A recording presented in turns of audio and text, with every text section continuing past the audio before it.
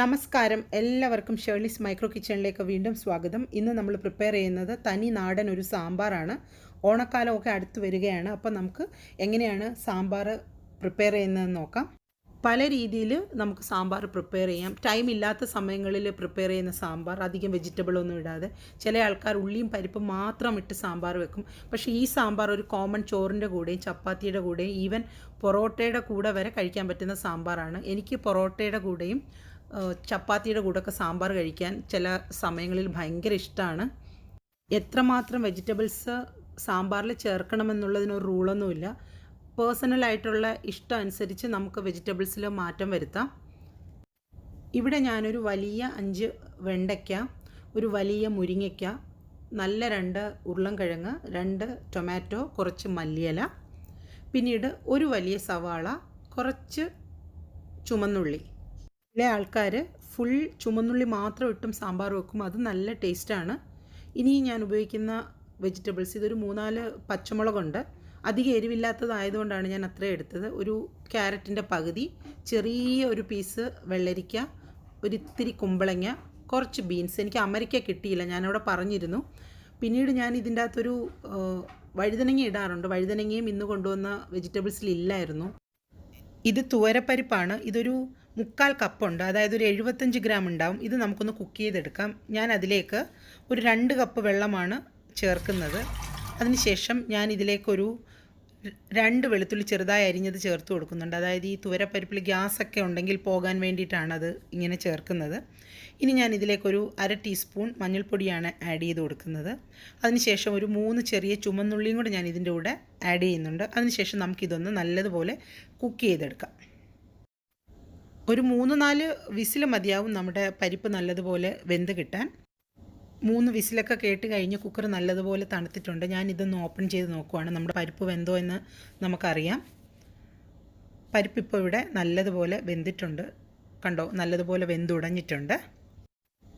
ഇനി നമുക്കിതിലേക്ക് വെജിറ്റബിൾസാണ് ചേർത്ത് കൊടുക്കേണ്ടത്. വെജിറ്റബിൾസ് സാമ്പാറിന് എപ്പോഴും സ്ക്വയർ രീതിയിലാണ് കട്ട് ചെയ്യുന്നത്. ഇത് ബീൻസാണ് ഞാൻ അരിഞ്ഞു വെച്ചേക്കുന്നത് ഇടുന്നത്. ഓരോന്നായിട്ട് നമുക്കങ്ങനെ ചേർത്ത് കൊടുക്കാം. വീണ്ടും ഞാൻ പറയുകയാണ്, വെജിറ്റബിൾസ് നിങ്ങൾക്ക് ഇഷ്ടമുള്ളതുപോലെ നിങ്ങൾക്ക് ചേർക്കാവുന്നതേ ഉള്ളൂ. ഇത് ക്യാരറ്റ്, ഉരുളൻകിഴങ്ങ് ഞാൻ കുറച്ച് കൂടുതൽ ചേർക്കും, കാരണം ഇവിടെ സാമ്പാറിൽ ഉരുളൻകിഴങ്ങ് ആൾക്കാർ അടിപിടിയാണ്, ഉരുളൻകിഴങ്ങ് വേണം. പക്ഷേ നേരെ മറിച്ച് ചില വീടുകളിൽ ഞാൻ കണ്ടിട്ടുണ്ട്, അവർക്ക് ഉരുളൻകിഴങ്ങ് സാമ്പാറിന് ഇഷ്ടമേ അല്ല. അതെല്ലാം ഓരോരുത്തരുടെ പേഴ്സണൽ ഇഷ്ടങ്ങളാണ്. ബാക്കി വെജിറ്റബിൾസ് നമുക്ക് ഓരോന്നായിട്ട് ചേർത്ത് കൊടുക്കാം.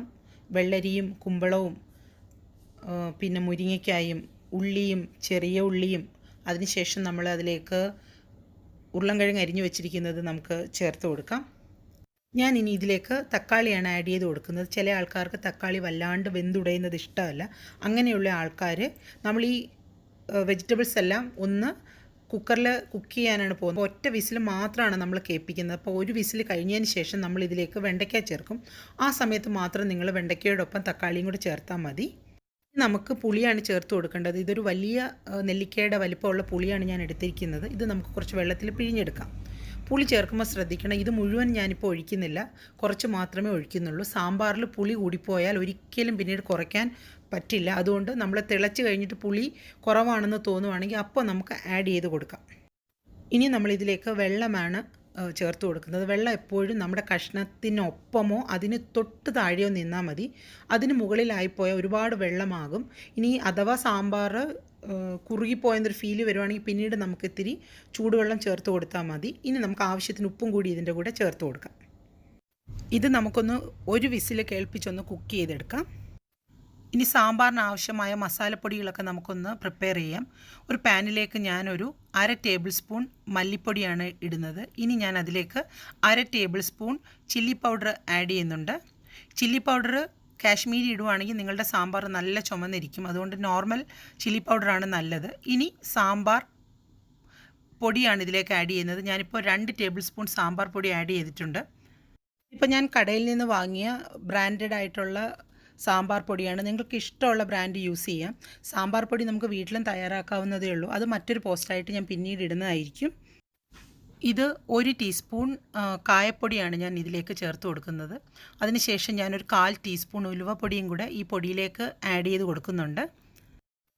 ഇപ്പോൾ പലതരം കായം മാർക്കറ്റിൽ അവൈലബിൾ ആണ്. ഇത് കട്ടക്കായം ചെറിയ ചെറിയ ക്യൂബ് മാതിരി ഇപ്പോൾ കിട്ടും. അത് നല്ലതാണ്. ഞാനിപ്പോൾ പൊടിയാണ് ഇതിൻ്റെ കൂടെ അങ്ങ് ഇട്ടത്. അതും വേണമെങ്കിൽ നമുക്ക് ഡയറക്റ്റായിട്ട് നമ്മുടെ സാമ്പാറിലേക്ക് ആഡ് ചെയ്ത് കൊടുക്കാവുന്നതേ ഉള്ളൂ. ഇനി നമ്മൾ നമ്മുടെ മസാലപ്പൊടികളൊന്ന് ചെറുതായിട്ട് ചൂടാക്കി എടുക്കുകയാണ്. വറുക്കുമല്ല, ചൂടാക്കി മാത്രമാണ് നമ്മൾ എടുക്കുന്നത്. ഒരു മീഡിയം തീയുടെ തൊട്ട് താഴെ മാത്രമേ ഫ്ലെയിം വെക്കാവുള്ളൂ. തീ കൂടിപ്പോയാൽ പെട്ടെന്ന് ഇത് കരിഞ്ഞു പോകും. ഇതിൻ്റെ നിറം മാറാനേ പാടില്ല. അതുകൊണ്ട് വളരെ സാവധാനം ശ്രദ്ധിച്ച് നല്ലതുപോലെ കൈ മാറാതെ ഇളക്കി ഒരു നല്ല മണം വരും. ഇതൊന്ന് ചൂടായി വരുമ്പോൾ അത്രയും ടൈം മാത്രം മതി നമുക്കിത് റെഡിയാക്കാൻ. നല്ല ചൂടായി കഴിഞ്ഞാൽ ഉടൻ തന്നെ നമ്മൾ അടുപ്പിൽ നിന്ന് മാറ്റണം. അല്ലെങ്കിൽ അടുപ്പിലിരുന്നിട്ട് ആ ചൂടുകൊണ്ട് വീണ്ടും മസാല കരിഞ്ഞു പോകാനുള്ളൊരു ചാൻസ് ഉണ്ട്. നമ്മുടെ കുക്കറിൽ നമ്മുടെ കഷ്ണങ്ങളൊക്കെ വെന്തിട്ടുണ്ട്.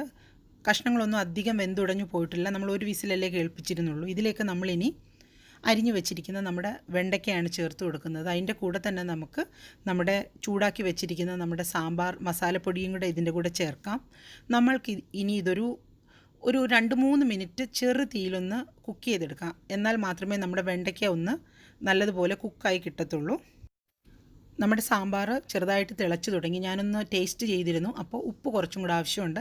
ഞാനതുകൊണ്ട് ഉപ്പാണ് ചേർത്ത് കൊടുക്കുന്നത്. പുളി എനിക്ക് ആവശ്യത്തിനുണ്ട്. അതുകൊണ്ട് എനിക്കിനി എക്സ്ട്രാ പുളി ചേർക്കേണ്ട ആവശ്യമില്ല.